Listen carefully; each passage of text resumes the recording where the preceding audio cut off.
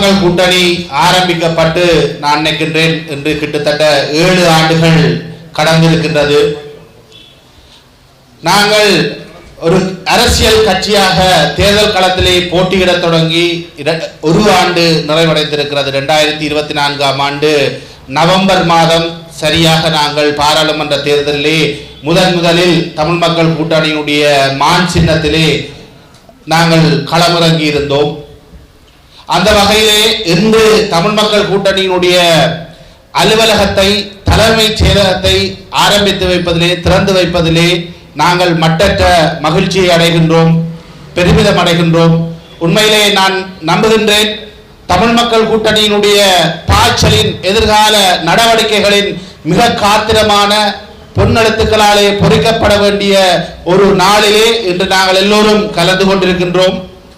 இன்று எங்களுடைய அரசியல் கட்சியினுடைய செயற்பாடுகள் தொடர்பாக அல்லது அதனுடைய வகிபாகம் தொடர்பாக பலரும் பலவிதமாக கருத்துக்கள் சொல்லக்கூடும். ஒரு பலவீனமான அமைப்பாக எங்களுடைய அமைப்பை எங்களுடைய கட்சியை யாரும் விமர்சிக்க கூடும். ஆனால் நான் ஒன்றை மட்டும் ஆணித்தரமாகவும் உறுதியாகவும் நான் சொல்லுகின்றேன். தமிழ் மக்கள் கூட்டணி தான் தமிழ் மக்களுடைய எதிர்காலம் என்கின்ற அசைக்க முடியாத செய்தியை நான் இந்த சந்தர்ப்பத்திலே கூறி வைக்கின்றேன். இன்று நாங்கள் 1ஆக 10ஆக 100ஆக நாங்கள் இருக்கின்றோம். நாளை பல்லாயிரக்கணக்காக தமிழ் மக்கள் கூட்டணியிலே எங்களுடைய மக்கள் எங்களோடு அணிதிரள்வார்கள் என்கின்ற அசைக்க முடியாத நம்பிக்கையும் அதற்கான மன உறுதியும் எங்களிடம் இருக்கிறது. எந்த தேர்தல் களத்திலும் எந்த சூழ்நிலையிலும் நாங்கள் எங்களுடைய இலட்சிய பாதையை மாற்றியமைக்கப் போவதில்லை, இலட்சிய உறுதியை நாங்கள் கைவிடப் போவதில்லை. எங்களை பொறுத்தவரையிலே 2009ஆம் ஆண்டு வரை தங்களுடைய இன்னுயிர்களை ஈகம் செய்து ஒப்பற்ற தியாகங்களை புரிந்து இந்த மண்ணினுடைய எழுச்சிக்காக தமிழ் மக்களுடைய உரிமைக்காக களமாடி மடிந்த அத்தனை உயிர்களினுடைய ஆத்மாக்கள் மீது சத்தியம் செய்தவர்களாக நாங்கள் எங்களுடைய பயணத்தை, எங்களுடைய அரசியல் இயக்கத்தை, எங்களுடைய அரசியல் கட்சியை நாங்கள் முன்னோக்கி நகர்த்தி கொண்டிருக்கின்றோம். அந்த இலட்சியத்தை நாங்கள் ஒருபோதும் கைவிடப் போவதில்லை. எங்களுடைய மக்கள் இந்த இலங்கை தீவிலே வடக்கு கிழக்கிலே எங்களுடைய தேசம் அங்கீகரிக்கப்பட்டு ஒரு கௌரவமான வாழ்வை இந்த மண்ணிலே நிலைநிறுத்துகின்ற வரை, இந்த மண்ணிலே நாங்கள் அடிமை தலையிலிருந்து விடுவிக்கப்படும் வரை எங்களுடைய அரசியல் இயக்கத்தின் தொடர்ச்சியான போராட்டம் ஒருபோதும் கைவிடப்பட மாட்டாது. ஒருபோதும் உறங்கு நிலைக்கோ ஓய்வு நிலைக்கோ நாங்கள் சென்றுவிடப் போவதில்லை என்பதை நான் ஆணித்தரமாக இந்த சந்தர்ப்பத்திலே ஒரு திட சங்கல்பமாக ஒரு சத்தியமாக நான் இந்த சந்தர்ப்பத்திலே கூறிக்கொள்ள விரும்புகின்றேன். உண்மையிலே எங்கள் மீது பிரயோகிக்கப்படுகின்ற எத்தனை அழுத்தங்கள், எத்தனை துரோகங்கள், எத்தனை சதிகள் வந்தாலும் நாங்கள் எங்களுடைய இலட்சிய பாதையிலிருந்து விலகப் போவதில்லை. இன்று நாம் மிகப்பெரிய சூழ்ச்சிகளுக்குள்ளும் சதிவலைகளுக்குள்ளும் நாங்கள் அகப்பட்டிருக்கின்றோம். அதை நாங்கள் நன்கு அறிந்தவர்களாக எங்களுடைய காய் நகர்வுகளை நாங்கள் செய்து வருகின்றோம்.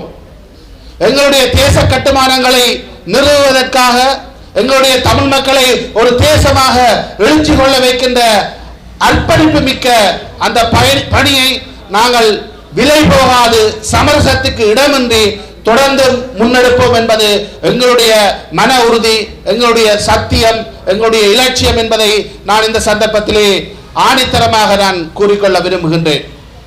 எங்களுடைய கட்சி ஒவ்வொரு மாவட்டங்களிலும் ஒவ்வொரு மூலை முடுக்குகளிலும் எங்களுடைய மக்களுடைய விடுதலைக்காக தொடர்ந்தும் போராடி கொண்டே இருக்கும் என்பதையும் நான் ஆணித்தரமாக இந்த சந்தர்ப்பத்திலே தெரிவித்துக் கொள்ள விரும்புகின்றேன். நாங்கள் எங்களுடைய தேர்தல் வாக்குறுதிகளிலே ஒன்றையும் தேர்தலுக்கு பின்னர் பதவிகளுக்காக இன்னொன்றையும் அரசாங்கத்தினுடைய அடிவரடிகளாக மாறி பதவிகளுக்காகவோ பணத்திற்காகவோ அல்லது அச்சுறுத்தலுக்காகவோ அடிபணிந்து எங்களுடைய இலட்சிய பயணத்தையும் எங்களுடைய இலட்சிய வேட்கையையும் நாங்கள் மாற்றியமைக்கின்ற ஒரு சந்தர்ப்பவாத அரசியல் இயக்கமாக அரசியல் கட்சியாக எந்த ஒரு சந்தர்ப்பத்திலும் நாங்கள் இருந்துவிடப் போவதில்லை என்பதையும் நாங்கள் மிக ஆணித்தரமாக எங்களுடைய மக்களுக்கு நாங்கள் தெரிவித்துக் கொள்ள விரும்புகின்றோம். தொடர்ச்சியாக இந்த மண்ணிலே ஆயுத போராட்டம் மௌனிக்கப்பட்ட பின்னர் இந்த மண்ணிலே உருப்பெற்ற அல்லது நிலை கொண்டிருக்கக்கூடிய தமிழ் அரசியல் கட்சிகள் தங்களுடைய பணியை தமிழ் மக்களை ஒரு தேசமாக கட்டியெழுப்புகின்ற தங்களுடைய வரலாற்று பயணத்தை சரியாக மேற்கொள்ளவில்லை என்பது எங்களுடைய ஆணித்தரமான நம்பிக்கையாக இருக்கிறது. அதிலிருந்து விலகி ஒரு முன்னுதாரணமான எவ்வாறு ஒரு தமிழ் தேசிய இயக்கத்தை கட்டியெழுப்ப முடியும், எவ்வாறு ஒரு தமிழ் தேசியத்தை வலியுறுத்துகின்ற கட்சி பயணிக்க வேண்டும், எவ்வாறு தன்னுடைய கிளைகளை பரப்பி தன்னுடைய கட்டுமானங்களை இந்த மண்ணிலே நிறுவ வேண்டும், அத்தனை விதங்களுக்கும் முன்னுதாரணமாக இந்த மண்ணிலே இந்த கட்சி செயல்பட்டு காட்டும் என்பதை நீங்கள் எதிர்வரும் காலங்களிலே எங்களுடைய மக்கள் பார்க்கக்கூடியதாக இருக்கும்.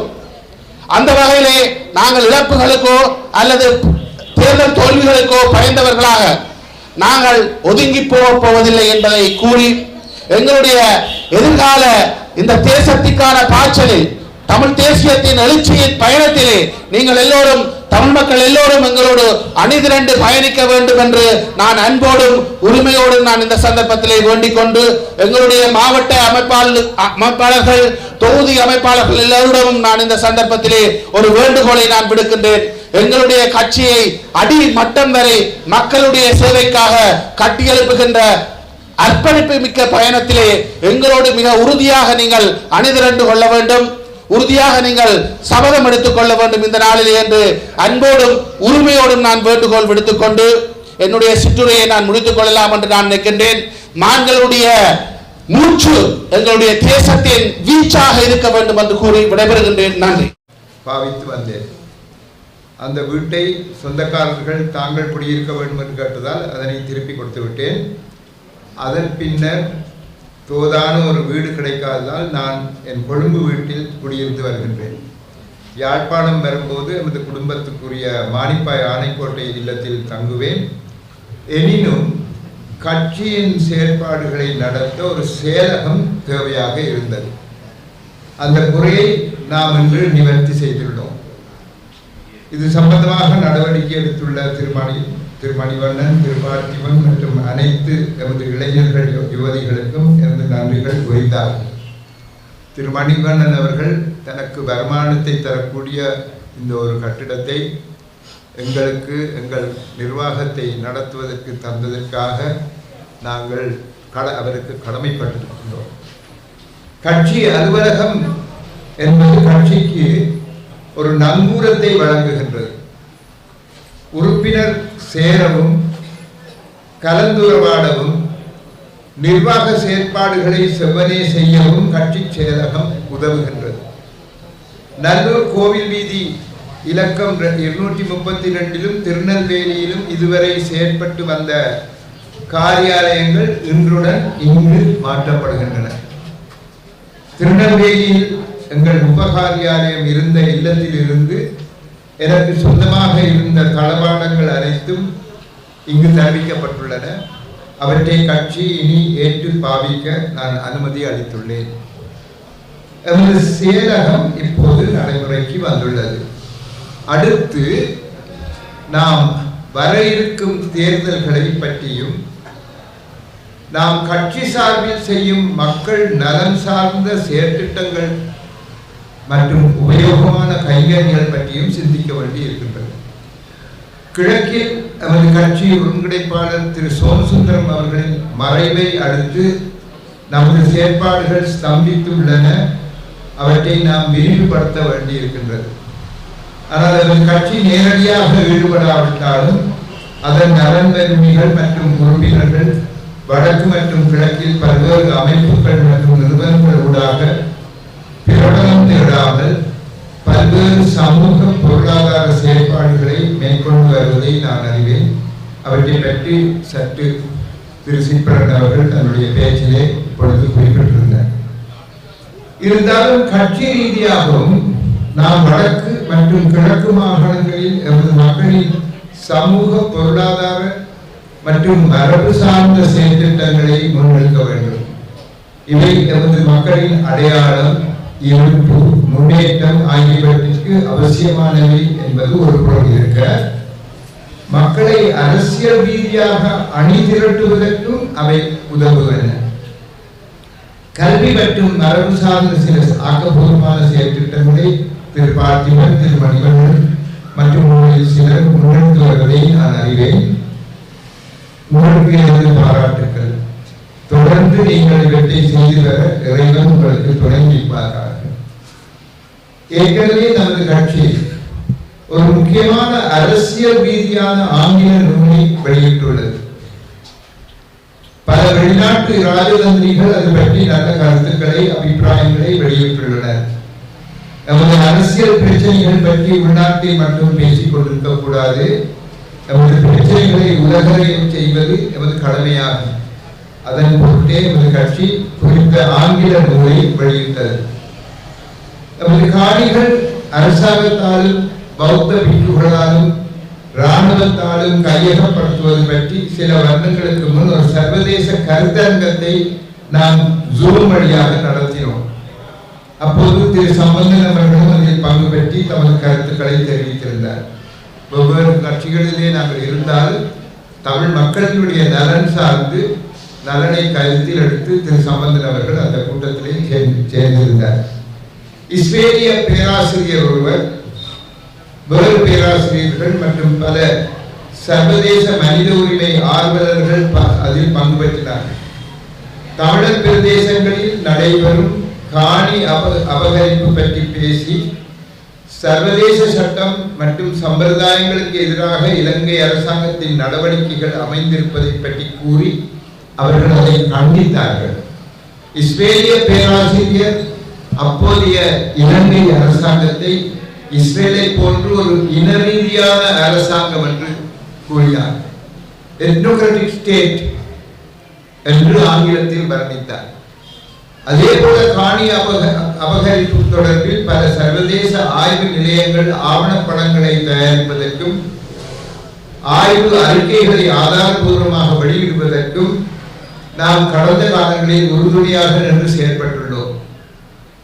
இவற்றை மக்கள் அறிய மாட்டார்கள். ஏனென்றால் நாம் இவற்றை பிரசித்தி தராமல் செய்ய வேண்டியிருந்தது. அரசியல் மாற்றங்களின் பின்னர் இவற்றை இப்பொழுது வெளியிடக்கூடியதாக இருக்கின்றது. எனினும் இன்றைய அரசாங்கம் காணி அபகரிப்பு தொடர்பில் முன்னைய ஆட்சியாளர்களின் அதே மனோநிலையில் இருப்பதாகவே தென்படுகின்றது. வடக்கு மாகாணத்தில் 65,000 ஏக்கர் அரச காணி இன்னமும் படையினரால் கையகப்படுத்தி வைக்கப்பட்டிருக்கின்றன. மிக குறைந்த தனியார் காணிகளே இன்றைய அரசாங்கத்தால் அவற்றின் சொந்தக்காரர்களுக்கு கொடுக்கப்பட்டுள்ளன. அரசு திணைக்களங்கள் வடமாகாண காணிகளை கையேற்க ஆயத்தமாகிக் கொண்டிருக்கின்றன. எனினும் ஒரு சில பொது விடயங்களில் இந்த அரசாங்கம் நடந்து கொள்வது சரியானதாகவே படுகின்றது. நாட்டை சூறையாடியவர்களை சட்டத்தின் முன் கொண்டு வர அயராது பாடுபடுகின்றார்கள்.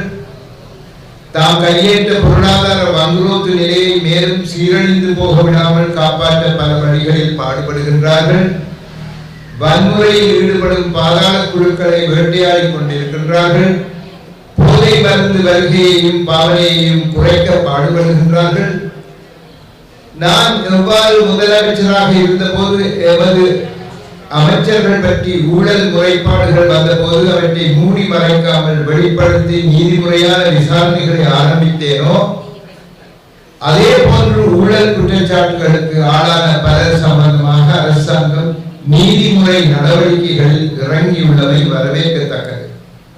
அவர்கள் மேற்கொள்ளும் நல்ல நடவடிக்கைகளை நாம் பாராட்டித்தான் ஆக வேண்டும். அதேவேளை எமக்கு எதிரான அவர்களின் செயல்பாடுகளையும் நாம் அச்சமில்லாமல் சுட்டிக்காட்டத்தான் வேண்டும். குறிப்பாக பூர்வீக குடிகளான எமக்கு நாம் இழந்த எமது தன்னாட்சி அதிகாரங்களை மீள வழங்குவதில் ஏனைய எல்லா கட்சிகளையும் விட மிகவும் இன ரீதியான சிந்தனையுடனும் அறிவுபூர்வமற்ற விதத்திலும் இந்த அரசாங்கம் செயல்படுகின்றது. இந்த நாட்டை பொருளாதார ரீதியாக வலுவான ஒரு அமைதி நிறைந்த நாடாக கட்டியெழுப்ப போவதாக கூறுகிறார்கள்.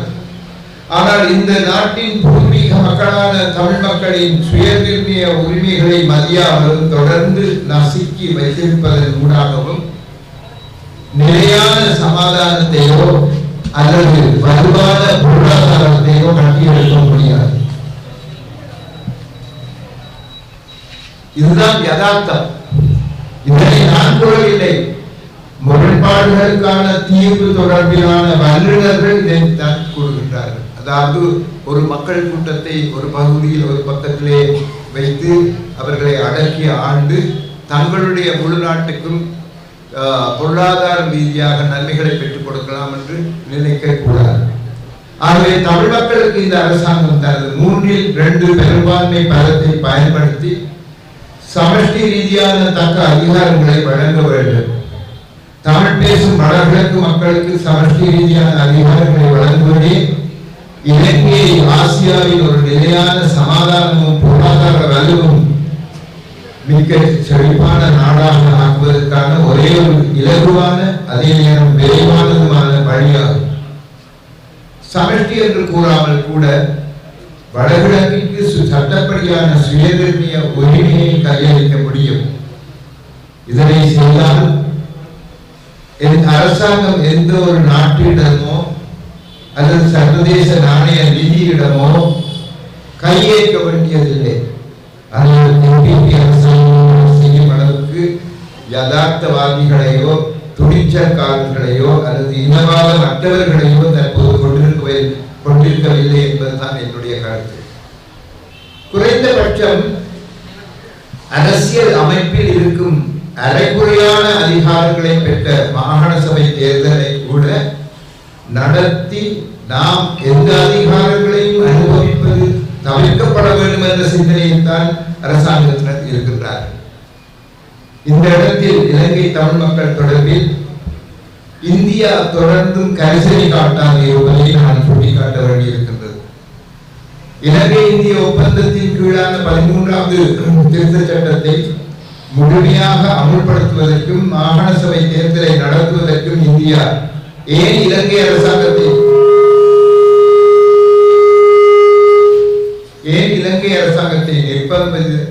நிர்பந்திப்பதற்கு தொடர்ந்து தயங்குகின்றது என்று தெரியவில்லை.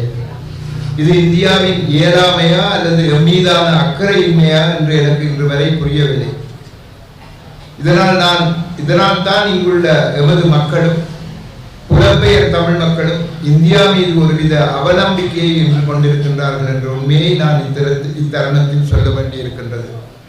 தற்போது 3/2 பெரும்பான்மை பலத்துடன் இருக்கும் இன்றைய அரசாங்கத்தை நிர்பந்தித்து ஏற்கனவே அரசியல் அமைப்பில் இருக்கும் 13வது திருத்த சட்டத்தை முழுமையாக அமல்படுத்துவதற்கு இன்று அவர்களுக்கு இருக்கும் அருமையான சந்தர்ப்பத்தை இந்தியா தவறவிடக்கூடாது. இந்தியா இந்த தார்மீக கடமையை செய்துதான் ஆக வேண்டும். இந்தியா மீது எனக்கு இன்னமும் இருக்கும் அளவற்ற நம்பிக்கை மற்றும் தொப்புள்குடி உறவுக்காரன் என்ற அடிப்படையிலேயே எனது இந்த கருத்துக்களை நான் உரிமையுடன் முன்வைக்கின்றேன். அதேவேளை நாம் நமக்கு அதிகாரங்களை பெற்றுக்கொள்வதற்கு நாம் சிங்கள மக்கள் மத்தியிலும் எமது நியாயம் மற்றும் வரலாறு போன்றவற்றை கொண்டு செல்லும் அரசியலை முன்னெடுக்க வேண்டும். இது அவசியம். இதனை நான் பாராளுமன்ற உறுப்பினராக இருந்தபோது முடிந்த அளவுக்கு செய்திருக்கின்றேன். அண்மையில் நான் பல விடயங்களை சிங்கள வலைத்தளம் ஒன்றிற்கு சிங்களத்தில் கூறி வைத்தேன். நான் சென்ற கிழமை மருத்துவமனையில் அனுமதிக்கப்பட்டிருந்த போது அங்கு வேலை செய்யும் பணியாளர் ஒருவர் என் பெயரை கண்டுவிட்டு அண்மையில் சிங்களத்தில் செவ்வியொன்றை வழங்கியவர் நீங்கள் தானா என்று கேட்டார். ஆம் என்றேன். அப்பொழுது அவர், சார், எங்களுக்கு எங்களை பற்றிய போதுமான சரித்திர அறிவு இல்லை என்று துணிந்து கூறியிருக்கின்றீர்களே, அப்படி கூற காரணம் என்ன என்று கேட்டார். தமிழ் பேராசிரியர்கள் இலங்கையின் சரித்திரம் பற்றி பேசுவதும் சிங்கள பேராசிரியர்கள் பேசுவதும் வெகுவாக வித்தியாசப்படுகின்றன. இதற்கு காரணம் மகாவம்சம். அந்த நூல் ஒரு சரித்திர நூல் அல்ல. அதற்கு ஒரு சரித்திர நூல் அந்தஸ்தை சிங்கள பேராசிரியர்கள் சிலர் கொடுக்க போய்தான் நாட்டு சரித்திரம் திரிவுபடுத்தப்பட்டுள்ளது என்று கூறினேன். சர்வதேச சரித்திர பேராசிரியர்கள் இந்திய பேராசிரியர் ஒருவர் மற்றும் நாட்டின் சிங்கள தமிழ் இஸ்லாமிய பேராசிரியர்களும் சேர்ந்து இலங்கை பற்றிய ஒரு புதிய சரித்திர நூலை எழுத ஐக்கிய நாடுகள் அமைப்பின் யுனிசெஃப் போன்ற ஏதாவது ஒரு அலகு உதவி செய்ய வேண்டும் என்பதை நான் வலியுறுத்தி உள்ளேன் என்று அவருக்கு கூறினேன்.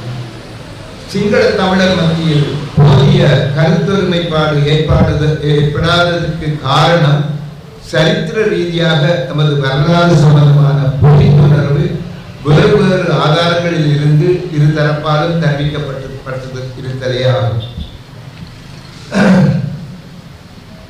சரித்திர அணியின் ரீதியாக தக்க புரிந்துணர்வு சிங்கள இளைஞர் யுவதிகளிடையே ஏற்பட்டால் நாளைய அரசியல் நிலை மாறக்கூடும்.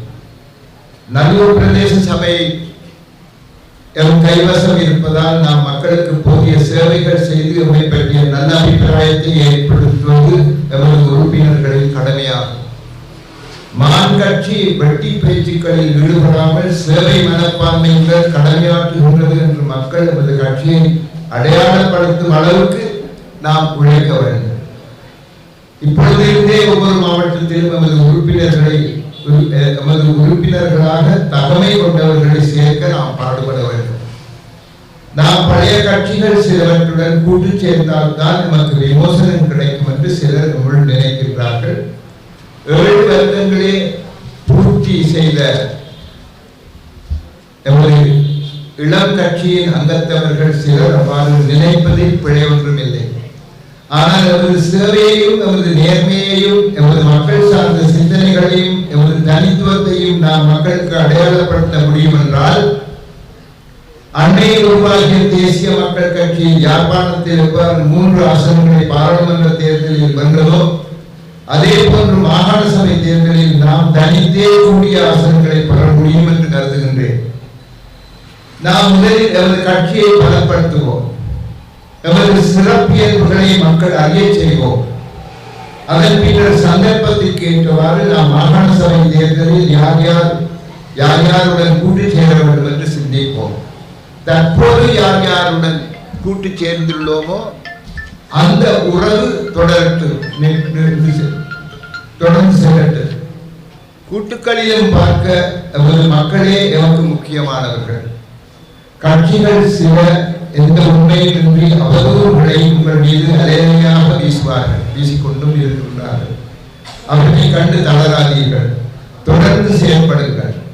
உதாரணமாக நமது மாகாண சபை காலத்தில் மத்தியில் இருந்து வடமாகாண சபைக்கு கிடைத்த நிதியை மத்தியில் திருப்பி அனுப்பியதாக இன்றும் நம்மை பற்றி வேண்டும் என்றே குறை கூறப்படுகின்றது.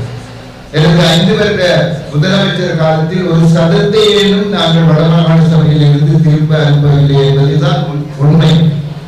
ஆனால் மத்தியில் அதிகாரத்திற்கு உட்பட்ட அப்போதைய அரசாங்க அதிபர் கிடைத்த பணத்தில் ஒரு பகுதியை திருப்பி கையளித்தார் என்பதும் உண்மையாகும். ஆனால் இந்த உண்மை தெரிந்தும் என் மீது தொடர்ந்து அவதூறு பரப்புகின்றார்கள். ஆனால் நான் இன்றும் இந்த தள்ளாத வயதிலும் இந்த செயற்பாடுகளுக்கு அஞ்சாமல் என்னால் முடிந்த அளவுக்கு அரசியல் செயல்பாடுகளில் ஈடுபட்டு வருகின்றேன். நான் இறக்கும் வரை இதை நான் செய்வேன். இளைஞர் யுவதிகளே, எமது கட்சி உங்களால் மிக சிறப்பாக நிர்வகிக்கப்படும் என்ற நம்பிக்கை எனக்கு உண்டு.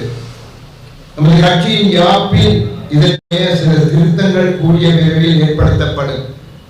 திரு ராஜதுரை அவர்களுக்கும் எனக்கும் நாங்கள் இருவரும் நோயிட்டிருந்ததால் என்னால் இதுவரையில் இதை பற்றி கவனிக்க முடியவில்லை. வெகு விரைவில் அதை பற்றி கவனிப்போம். இன்று நீங்கள் யாழ்ப்பாணத்தில் திறப்பது போன்று எல்லா மாவட்டங்களிலும் கட்சி அலுவலகம் திறக்க வேண்டும். அப்போதுதான் மக்களுடன் நாம் உறவை வலுப்படுத்த முடியும். நீங்கள் அதனை செய்வீர்கள் என்று நம்புகின்றேன். எல்லாவற்றுக்கும் நிதி அவசியம். நாம் எல்லாவற்றுக்கும் புலம்பெயர் மக்களை எதிர்பார்க்க முடியாது. ஆகவே எவ்வாறு நாம் எமது நாட்டிலேயே எமக்குரிய நிதியை பெற்றுக்கொள்ளலாம் என்ற உபாயங்களை வகுக்க வேண்டும். அப்போதுதான் நாம் அரசியலை நிலையானதாக முன்னெடுத்து செல்ல முடியும். நான் என்னுடைய பேச்சை முடிவுக்கு கொண்டு வருவதற்கு முன்னர் ஒரு சில வார்த்தைகள், அதனை தவறாக நீங்கள் எடுத்துக்கொள்ளக்கூடாது. இதுவரை காலமும் நீங்கள் எல்லோரும் எவ்வாறு நடந்து கொண்டீர்களோ தெரியாது. என்னை பொறுத்தவரையிலே நான் திரு ராஜதுரை போன்றவர்கள் வெள்ளைக்காரர்கள் நாட்டை ஆண்ட காலத்திலே பிறந்தவர்கள். எங்களுக்கு ஒரு மிக முக்கியமான ஒரு ஒரு குணாதிசயத்தை அவர்கள் தந்துவிட்டு சென்றிருந்தார்கள். நேரத்துக்கு எங்களுடைய வேலைகளை செய்வது, பங்க்சுவாலிட்டி என்று கூறுவார்கள். குறிப்பிட்ட நேரத்திலே அந்த வேலைகளை செய்ய வேண்டும். நாம் முதலமைச்சராக இருக்கும்போது சில நேரத்திலே 3 மணிக்கு கூட்டம் என்று சொன்னால் நான் 3 மணிக்கு அங்கு நிற்பேன். அவர்கள் அசைந்து ஆடி 3:30 மணி 3:45 மணி 4 மணிக்கு தான் வேலையை தொடங்குவார்கள். இவ்வாறான ஒரு நிலையை நாங்கள் தவிர்க்க வேண்டும். உங்களில் பலர் கஜேந்திரகுமார் கட்சியோடு முன்னர் இணைந்திருந்தவர்கள். அவருடைய தாத்தா ஜிஜி பொன்னம்பலத்தை எனக்கு நன்றாக தெரியும். அவரோடு பழகி வந்தார். அவருடைய ஒரு குணம் இருந்தது. ஏதாவது ஒரு கூட்டத்திற்கு செல்ல வேண்டும் என்றால் 6 மணிக்கு கூட்டம் என்று சொன்னால் அவர் 6க்கு 5 நிமிடம் இருக்கும்போது அவர் தன்னுடைய காரிலே அங்கே சென்று விடுவார். சென்று அந்த 5 நிமிடங்கள் முடிந்து 1 நிமிடம் இருக்கும்போது தான் காரை எடுத்து சரியாக 6 மணிக்கு அந்த கூட்டத்துக்கு போவார். அது அவருடைய ஒரு விதமான அவருடைய வளமை. ஆகவே அந்த பங்க்சுவாலிட்டி என்பது எங்களுக்கு வெள்ளக்காரர் காலத்திலே எங்களுக்கு சொல்லித்தரப்பட்டது. இப்பொழுது அதை பற்றி பெரிதாக நீங்கள் அலட்டிக் கொள்வதில்லை என்பதை நான் கண்டிருக்கின்றேன். ஆனால் அது கூடாது. ஏனென்றால் எங்களுடன் சேர்ந்திருப்பவர்களுக்கு எத்தனையோ வேலைகள் இருக்கக்கூடும்.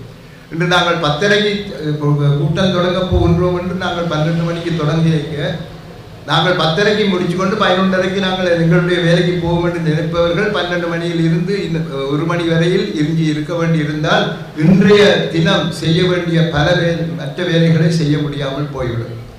அத்துடன் இன்று நான் கொழும்புக்கு செல்ல இருக்கும் இந்த நேரத்திலே நாங்கள் 3 மணித்தியாலும் தாமதமாக ஆகும்போது நாங்கள் செய்ய வேண்டிய மற்ற வேலைகளை செய்ய முடியாமல் இருக்கின்றது.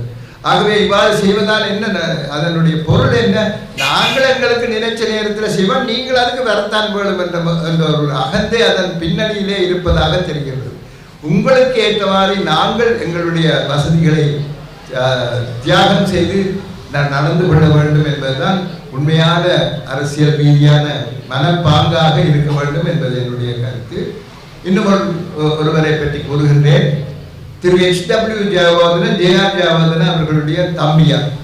அவருடன் நெருங்கி பழகும் ஒரு நிலைமை எனக்கு இருந்தது. ஏனென்றால் நாங்கள் பார் அசோசியேஷனில் சட்டத்தரணிகள் சங்கத்திலே அவரோடு நான் மிகவும் நெருங்கி பழகி கொண்டிருந்தேன். அவருக்கு எத்தனையோ கூட்டங்கள் இருக்கும். ஒரு கூட்டத்தை முடித்து மற்ற கூட்டத்திற்கு போவதற்கு சரியாக ஒரு 10-12 நிமிஷம் இருக்கும்போது இங்கு செய்ய வேண்டிய அவருடைய கருத்துக்களை உடனே கூறிவிட்டு அந்த 10-12 நிமிடத்திலே வேறொரு இடத்திலே நடக்கும் ஒரு கூட்டத்துக்கு உடனே செல்வார். சரியாக அந்த கூட்டம் தொடங்கும் அந்த நேரத்திலே அவர் அங்கு இருப்பார். ஆகவே இந்த டைம் மேனேஜ்மெண்ட் என்று சொல்வார்கள். ஒரு நாளிலே எத்தனையோ கூட்டங்களை வைத்திருக்கும் அவர் போன்றவர்கள் சரியாக அந்த நேரத்திலே அந்த கூட்டத்திலே இருந்து தன்னுடைய கடமைகளை சரிவர செய்தவர்களில் அவர் ஒருவர். ஆகவே இவ்வாறு பலர் இருக்கின்றார்கள். அவர்களை போல் அது அதிகமாக எங்களை போன்ற தளர்ந்த நிலையில் இருப்பவர்கள் தான் அதை பற்றி கூறுவார்கள். ஆனால் வருங்காலத்திலே நாங்கள் இந்த நேரத்தை கடைபிடிக்கும் அந்த ஒரு நல்லதொரு பாங்கை, குணத்தை, குணாதிசயத்தை நாங்கள் கடைபிடிப்போமாக என்று கூறி, இன்றைய புதிய சூழலில் நமது கட்சி அமோகமான வரவேற்பை பெற்று ஆள் போல் தழைத்து அருகு போல் வளர வாழ்த்தி அமர்கிறது. அப்போ கேள்வியை கேட்டாங்க. அப்போ கேளுங்க இது சரியா இல்லாம கடந்த உள்ளூராட்சி மன்ற தேர்தலில் தமிழரசு கட்சியோட நீங்கள் இணைந்து சில இடங்கள் ஆட்சி அமைச்சீங்க. இப்போ இதே கூட்டணி உங்களை மாகாண சபை தேர்தலையும் சேர்ந்து போகுமா அல்லது நீங்கள் தனித்து மாகாண சபை தேர்தலில் போட்டிடுறதா? முதலாவது மாகாண சபை தேர்தல்கள் எப்பொழுது நடைபெறும் என்பதில் ஒரு பெரிய பிரச்சனை இருக்கின்றது.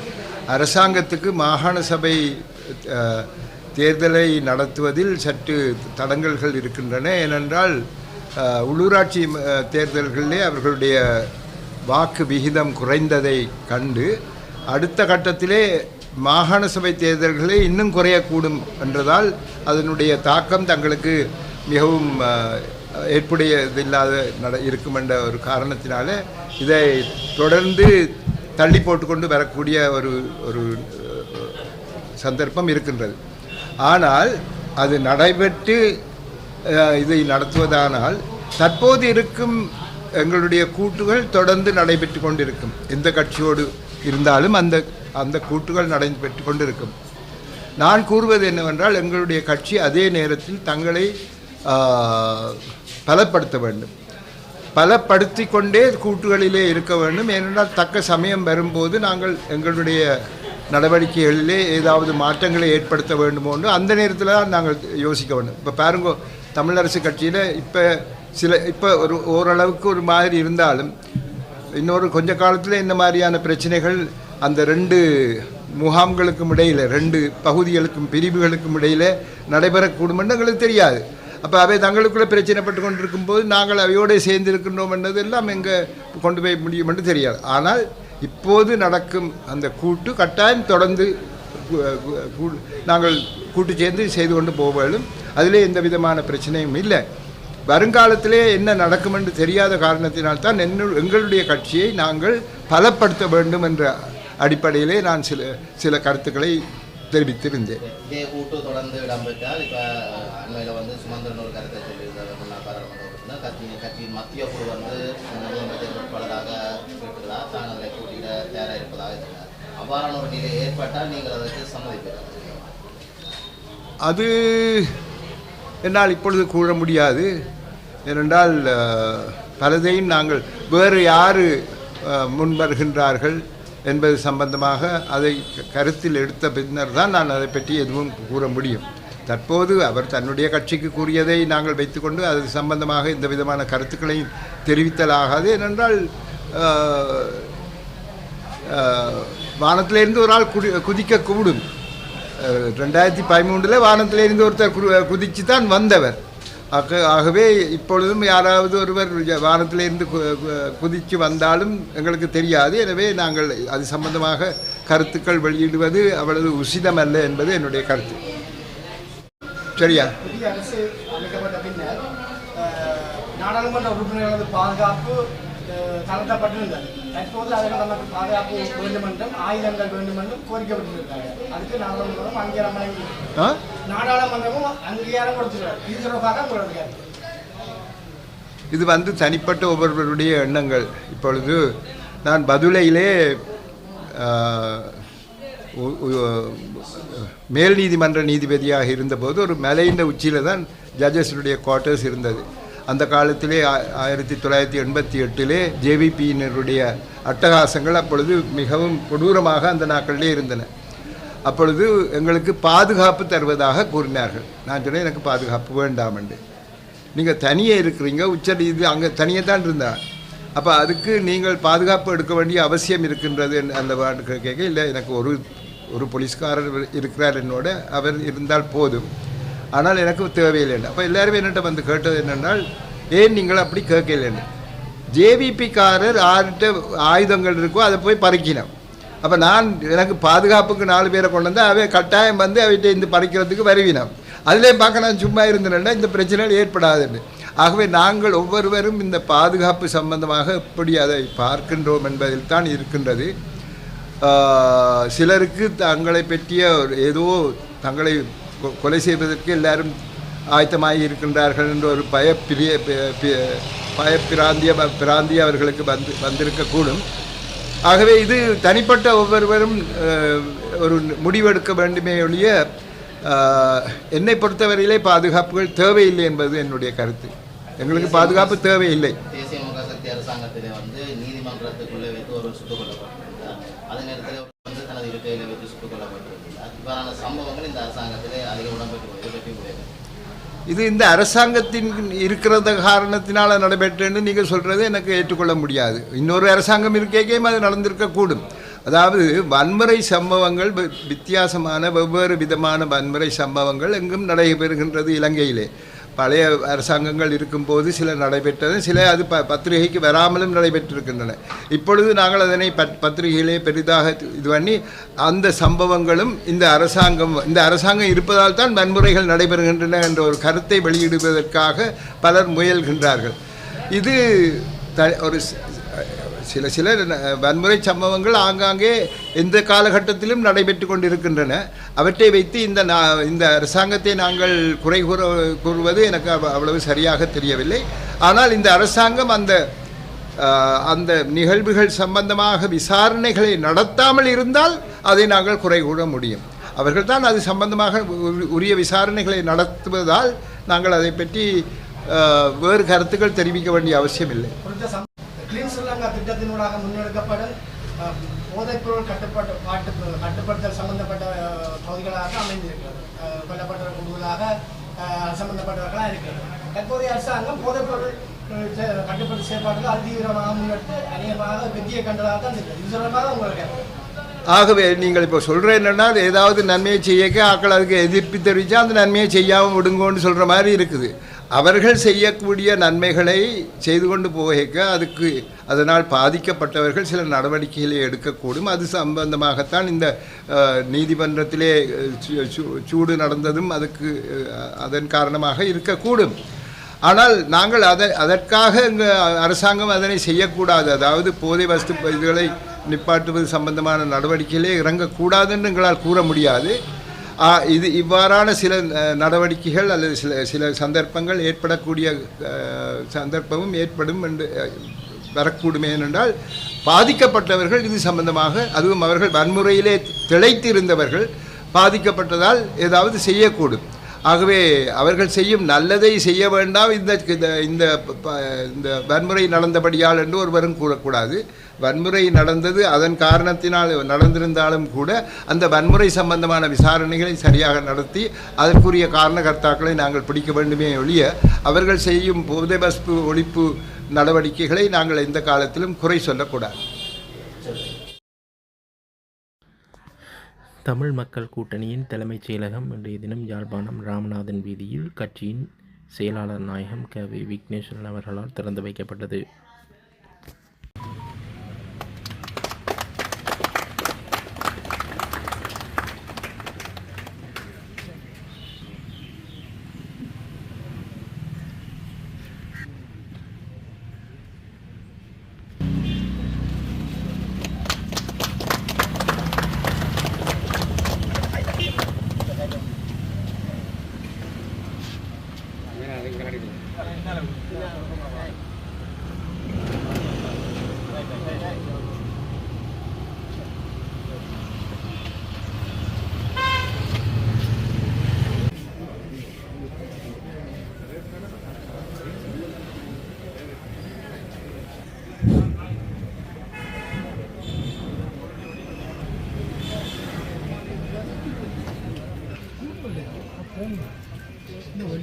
உறுதியாக்கிய மாவீர செல்வங்களை மனதில் நிறுத்திக் கொண்டு தமிழ் மக்கள் கூட்டணியினுடைய வந்திருக்கின்றோம்.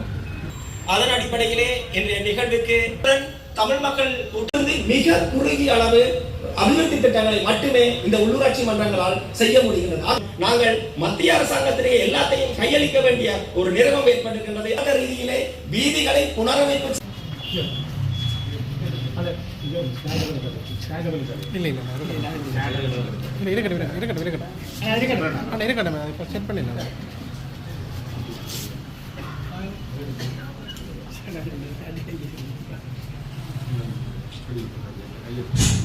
நின்ற கனவுகளையும் எங்கள் மீது சுமத்தப்பட்ட பொறுப்புகளையும் நன்குணர்ந்து இந்த அலுவலகத்தினை நாங்கள் திறந்துள்ளோம்.